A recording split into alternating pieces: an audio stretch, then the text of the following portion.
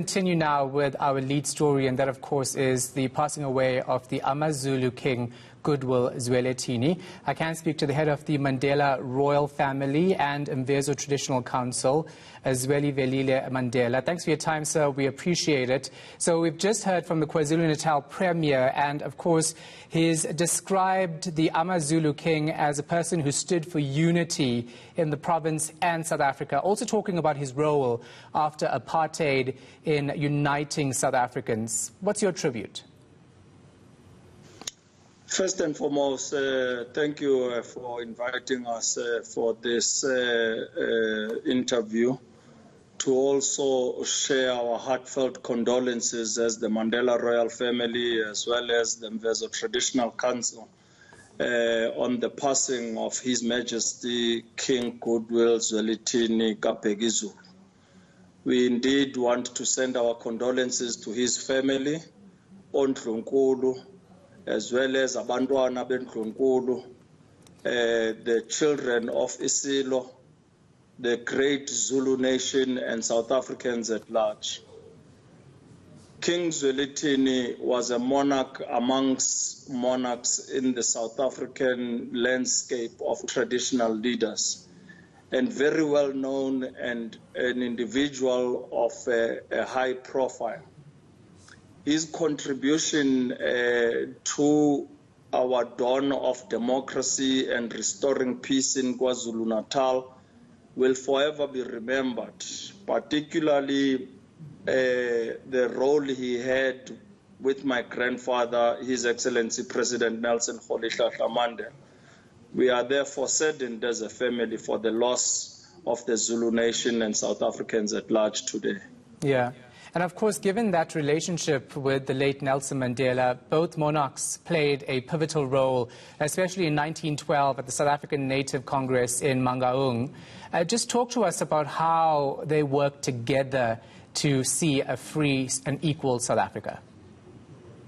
Well, the relationship between Abatembu Kingdom and that of the Zulu Kingdom dates back to the days of His Majesty King Dalindyebo and also His Majesty King Dinizulu. As you know that in 1912, when the South African Native Congress was nationalized to be the South African National Native Congress, both the kings were in attendance, and they became honorary presidents to the then ANC. And our role as monarchs in South Africa grew from strength to strength. And my grandfather used to have very close relationships and was a legal advisor to the late king's father, His Majesty King Solomon. He recalls on many a times having had sessions at 8115 in Vilakazi Street, while he would be sitting with His Majesty.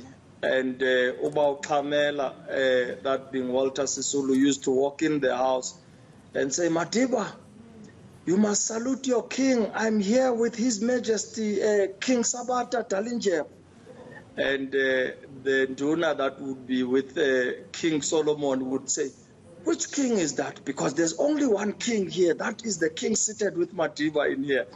And they would all have a chuckle about that. But this is where our families grew fond of one another. My grandfather had a special relationship even with the late king, His Majesty Goodwill Zwelithini Kaphekizu. I recall also in the early 90s visiting with my grandfather in Nongong, where the king had invited my grandfather because he was truly concerned about the violence that was arising in KwaZulu-Natal province.